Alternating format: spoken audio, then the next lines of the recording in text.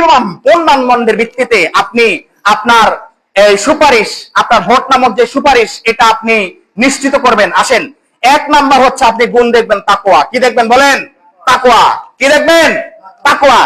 এখানে আমাকে যে আপনারা বসিয়েছেন, ইন্টারভিউ বোর্ড আপনাদের বসেছে কিনা? বসেছে। ইন্টারভিউ বোর্ড বসে ইন্টারভিউ নিয়েছেন, একদম পা থেকে মাথার তালু পর্যন্ত চুলচেরা বিশ্লেষণ করছেন কিনা? করছেন। তো এখানে আপনাদের জুমার খতিব হিসেবে জুমার খুতবা দেওয়ার জন্য আপনারা যদি আমাকে এত চুলচেরা বিশ্লেষণ করতে পারেন, এত একেবারে মাইক্রোস্কোপ যন্ত্র দিয়ে যদি আমার সবকিছু ভালো মন্দ সবকিছু দেখতে পারেন, দেখে যদি আপনাদের যার পেছনে আপনারা জুমার ইক্তেদা করবেন, আপনাদের সমাজের ইমাম যিনি হবেন তাকে নির্বাচিত করার জন্য যদি আপনারা এত মাইক্রোস্কোপি সেট করতে পারেন, তাহলে যিনি রাষ্ট্র পরিচালনা করবেন, যিনি ইউনিয়ন পরিষদ পরিচালনা করবেন, তাকে নির্বাচন করার জন্য কেন এত মাইক্রোস্কোপি দিয়ে দেখা হবে না? ঠিক কিনা? এই জন্য 1 নম্বরে আপনাকে দেখতে হবে তাকওয়া। কি দেখতে হবে? তাকওয়া। আপনার কাছে আপনার আসনের যে ব্যক্তির তাকওয়া সবচেয়ে বেশি মনে হবে, আপনার বিবেক আল্লাহ তাআলা আপনাকে দিয়েছেন, আপনার বিবেক দিয়ে তো আমি চিন্তা করতে পারবো না। আপনার বিবেক দিয়ে কে চিন্তা করবে? আপনি নিজে চিন্তা করবেন। আপনার বিবেকে আপনার কাছে মনে হবে আপনার আসনের মধ্যে সবচেয়ে তাকওয়াবান যে ব্যক্তি, আপনি সেই ব্যক্তিকে ভোট দিবেন। ঠিক কিনা বলেন? এরপরে 2 নম্বরে দেখবেন যার মধ্যে আমানতদারিতা আছে। কি আছে? আমানতদারিতা।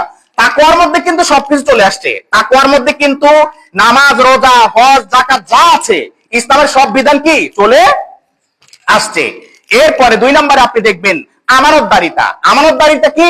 যে মনে করেন আপনি একটা জিনিস আমানত রাখার পরে সেই জিনিসটা যদি সে রক্ষা করে, মনে করেন এই যে আপনি তাকে ভোট দিয়ে নেতা নির্বাচিত করে আপনি তাকে ইউনিয়ন পরিষদে পাঠিয়েছেন বা পার্লামেন্টে সংসদে পাঠিয়েছেন, এই যে আপনার ভোট, এটা তার জন্য একটা আমানত। এখন সে এটার বিরুদ্ধে কাজ করলে এটা তার জন্য কি হয়ে যাবে? খেয়ানত হয়ে যাবে। কি হয়ে যাবে? খেয়ানত হয়ে যাবে। যদি আপনি মনে করেন সে আমানতদারিতা রক্ষা করতে পারবে না, তাহলে সেই মুহূর্তে আপনি তাকে কি প্রত্যাখ্যান করবেন। এরপরে 3 নাম্বার আপনি দেখবেন তার যোগ্যতা। সেই যোগ্যতার মাপকাঠিতে কে সবচেয়ে বেশি যোগ্য, আপনি তাকে দেখবেন। আমি খামোখা কথা বলছি না, আমি কোনো একটা জিনিস খেয়াল রাখবেন, আমি ব্যক্তি বিশেষ, আমি আল্লাহ তাআলা আমাকে চোখ দিয়েছেন, বিবেক দিয়েছেন। আমি সাদাকে সাদা বলতে চিনেছি, কালোকে কালো বলতে চিনেছি। আমি সাদা জিনিসকে কালো বলি না, কালো জিনিসকে সাদা বলি না, কারণ বিবেক দিয়েছেন কে?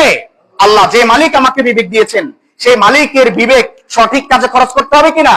হবে। এরপর আপনি দেখবেন ইনসাফ। যে ব্যক্তি কি মানে কি করতে পারবে?